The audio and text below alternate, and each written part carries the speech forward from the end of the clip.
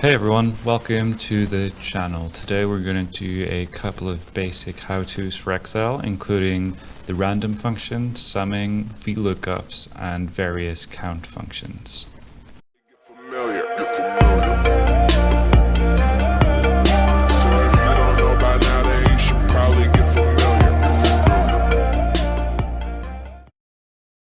So starting off with the random function, I'm using this mostly as an example for this table, but I really wanted to show different coffees in different locations in an imaginary coffee store. So we went for anything between 1,000 and 10,000 coffees.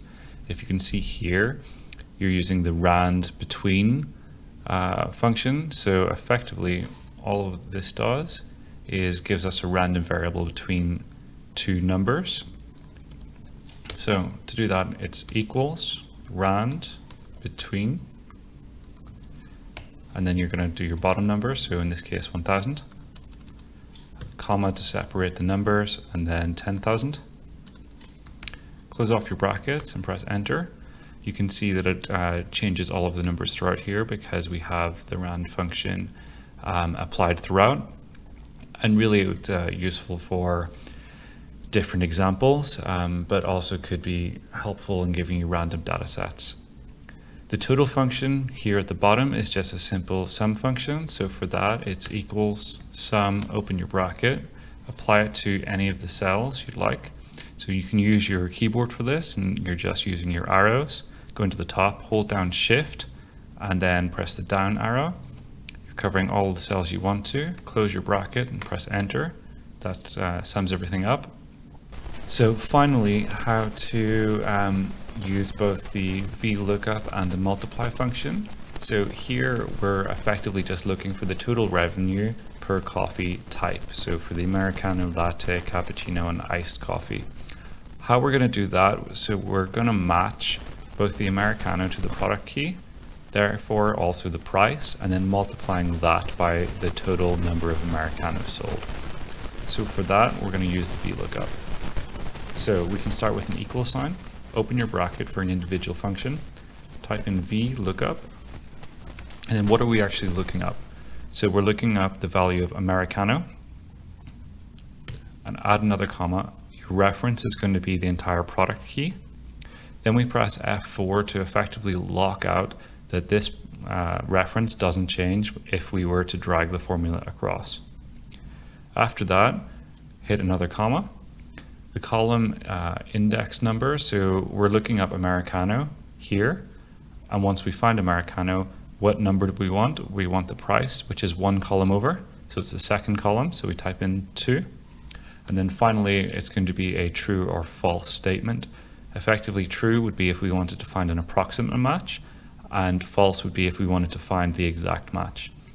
In this case, because there might be other things similar to Americano in the key, if it were longer, we're always going to be putting false.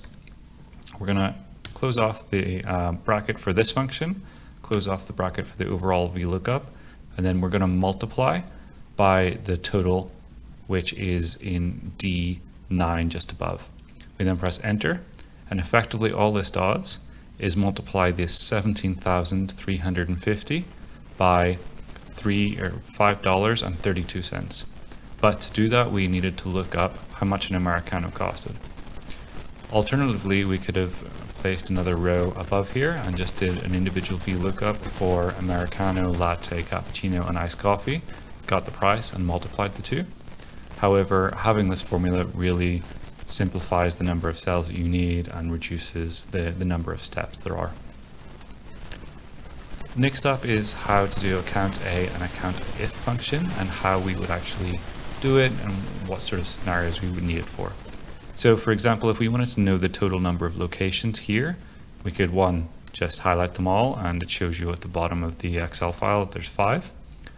Otherwise, we can do a count A function, and effectively that just counts the number of cells in a range that are not empty. So if there's something in these cells, it'll count as a number. So here, all you do is equals count A, highlight all of the cells we want to count, close the bracket, press enter, and there's 5. If we want it to be a little bit more nuanced, we can use a Countif function. So for example, if we wanted to find out the number of locations here that have more than 5,000 Americanos, so have sold more than 5,000 Americanos. You can see up in the formula bar here that I've already typed it in. But effectively all it is equals Countif, and your if function is if something happens, then do this. So you're going to count the whole range of Americanos, add a comma, and then your function is going to be more than 5,000. Then you close off your bracket, press enter, and now it's counting 4. So effectively it's counting Los Angeles, Boston, Philadelphia, and Seattle because they're all over 5,000, and obviously New York here is just under 4,000, so it doesn't get counted. And that's pretty much it. They're really simple formulas, but each of these things can speed up your Excel work and really cut down on the number of rows and everything that you need. Please don't forget to like, subscribe, and comment.